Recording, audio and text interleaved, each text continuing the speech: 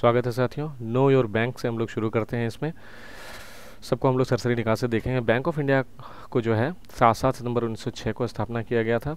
जुलाई 1969 में ये अलग मतलब 13 और नेशनलाइज बैंक के साथ ये नेशनलाइज हुआ था।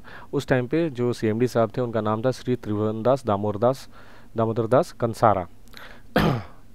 बैंक के शुरुआत में पेड अप कैपिटल 50 लाख था और एम्प्लॉई 50 थे उस टाइम पे। और बैंक के जो फाउंडर थे वो 10 लोगों ने मिलकर बैंक की स्थापना की थी। हम बैंक ऑफ इंडिया का जो पहला एटीएम था वो मुंबई के महालक्ष्मी ब्रांच में 1989 को खोला गया था। इसका पहला जो फॉरेन ब्रांच खुला था लंदन में 1946 में, और पहला इंडियन बैंक जो जापान में ओवरसीज ब्रांच खोला था 1950 में। पहला ये फॉरेन बैंक है जिसने कॉन्टिनेंटल यूरोप में पेरिस में एक ब्रांच स्टार्ट किया था 1974 में। महात्मा गांधी भी हम बैंक ऑफ इंडिया के अकाउंट होल्डर थे, जो जनवरी 1944 से पूना ब्रांच में मतलब अकाउंट्स को चलाते थे। बैंक ने पहला मेडन पब्लिक इशू 1997 में स्टार्ट किया। हेल्थ कोड सिस्टम को इंट्रोड्यूस किया बैंक ने 1982 में, और बैंक जो है मतलब स्विफ्ट का एक फाउंडर मेंबर भी रहा है बैंक ऑफ इंडिया। हम लोग बीओआई फाउंडर मेंबर्स के बारे में थोड़ा सा नाम जान लेते हैं। सर ससुन डेविड, रतनजी दादा भाई टाटा, श्री गोवर्धन दास खट्टू, सर कवासी जहांगीर। इसके बाद है सर लालू भाई सामल दास। अगला नाम है श्री खेतसी खेसी। इसके बाद है Shri Ram Narayan हुरंदराई।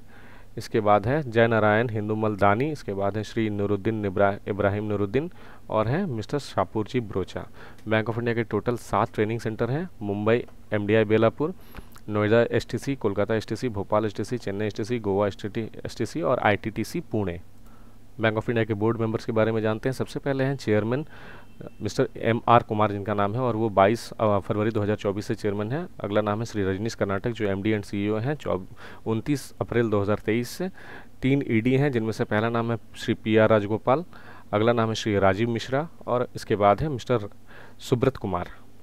Government nominee director जो है उनका नाम है मनोज मुठैल अयप्पन।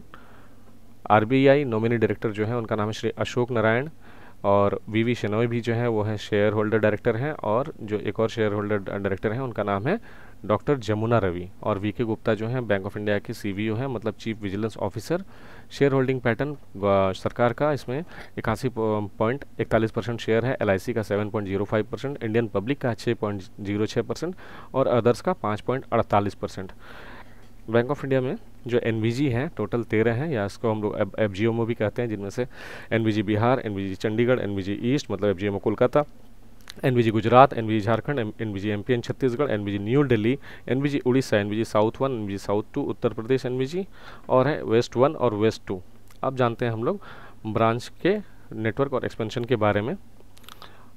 30 सितंबर 2025 को बैंक ऑफ इंडिया के 5399 ब्रांचेस थे, जिनमें से डोमेस्टिक ब्रांच हैं 5375, मेट्रोपॉलिटन है 993, अर्बन है 874, सेमी अर्बन 1598, रूरल है 1910, ओवरसीज ब्रांचेस हैं 22, डिजिटल बैंकिंग यूनिट यानी डीबीयू है 2, टोटल मिला के होते हैं 5399। अब जानते हैं number of ATM and CRA 7696, number of BC जो बिजनेस कॉरेस्पॉन्डेंट है वो है 23,956, total number of customer touch point है 37,051। डोमेस्टिक सब्सिडरी मैनेजमेंट डिवीजन में क्या क्या है? बैंक ऑफ इंडिया किसको इसको ओन करता है? BOISL मतलब BOI शेयर होल्डिंग लिमिटेड। अगला है bank of India investment managers Private limited यानी BOIIMPL। इसके अलावा है bank of India trustee Services Private limited BOITSPL। इसके बाद है BOI मर्चेंट बैंकर्स लिमिटेड यानी BOIMBL। अगला है STCI फाइनेंस लिमिटेड। इसके अलावा है स्टार यूनियन डाइची यानी सुड लाइफ, जिसमें बैंक ऑफ इंडिया का 27.48% शेयर है और यूबीआई का 25% है और डाइची कंपनी का 47% है। अगला है ASREC इंडिया। इसके बाद है इन्वेस्टमेंट अलायंसेस क्या क्या है? National asset reconstruction company limited NARCL, national asset reconstruction company limited. अगला है इंडिया डेब्ट रिजोल्यूशन कंपनी लिमिटेड IDRCL। अगला है national commodities management services limited यानी NCML। अगला है Swift India domestic service private limited. इसके बाद है acute ratings and research limited. Other strategic investment क्या क्या है देखते हैं। बैंक ने सिडबी में इन्वेस्ट किया है 45.30 करोड़। इसके अलावा ONDC में 20 करोड़, NPCI में 10 करोड़, सिरसा में 2.16 करोड़। ऐसे करके बैंक ऑफ इंडिया ने कई जगह इन्वेस्ट कर रखा है। अब बैंक ऑफ इंडिया के इंटरनेशनल या ओवरसीज़ ब्रांचेस के बारे में जानते हैं। 22 ओवरसीज़ ब्रांचेस हैं, एक रिप्रेजेंटेटिव ऑफिस है इंडोनेशिया के जकार्ता में, 4 सब्सिडरीज हैं और एक एसोसिएट या जॉइंट वेंचर है ना। ओवरसीज सब्सिडरी एसोसिएट हैं PT Bank of India Indonesia TB K, Bank of India Tanzania Limited, Bank of India New Zealand Limited, Bank of India Uganda Limited, Indo Zambia Bank Limited या IZB joint venture में है ये। इसके बाद जो other joint venture या alliances या subsidiaries हैं, तो सब्सिडरीज में क्या क्या है, BOI Share Holding Limited, BOI AXA Investment Bankers Managers Private Limited, BOI AXA Trustee Services Private Limited, BOI Merchant Bankers Limited, PT Bank of India Indonesia TB K, Bank of India Tanzania, Bank of India New Zealand, Bank of India Uganda, associate में है मध्य प्रदेश ग्रामीण bank और विदर्भ कोंकण ग्रामीण bank. इसके अलावा Aryavart bank, Indo Zambia bank limited, security trading corporation of India limited जिसमें बैंक का 29.95% शेयर है, लगभग 30% के आसपास। इसके अलावा है एएसआरईसी इंडिया लिमिटेड जिसमें बैंक का 26.02% है। इसके अलावा सुड लाइफ है और सिबिल है जिसे 2000 में फाउंड किया गया था।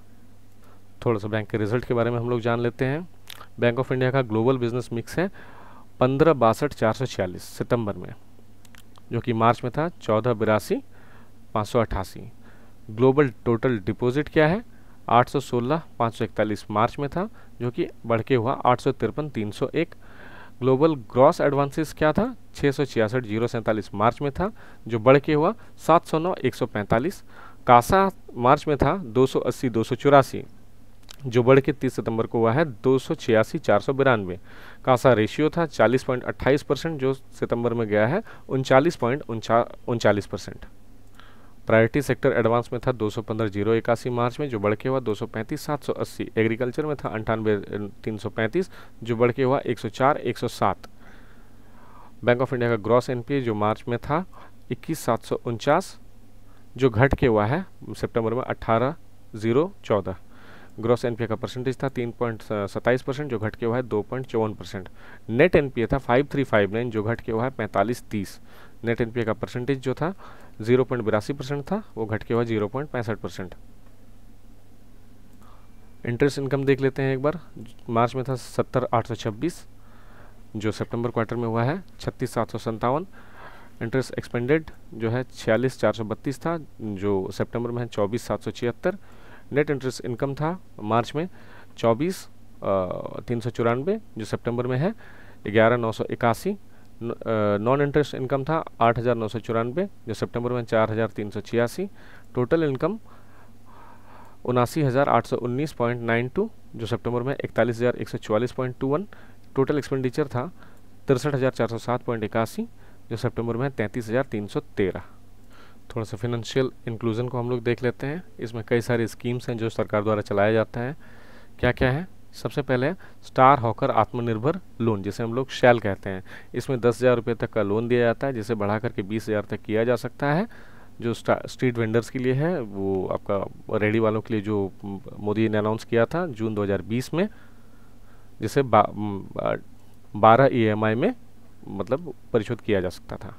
अगला है पीएम विश्वकर्मा, जिसे सितंबर 2023 में लॉन्च किया गया था।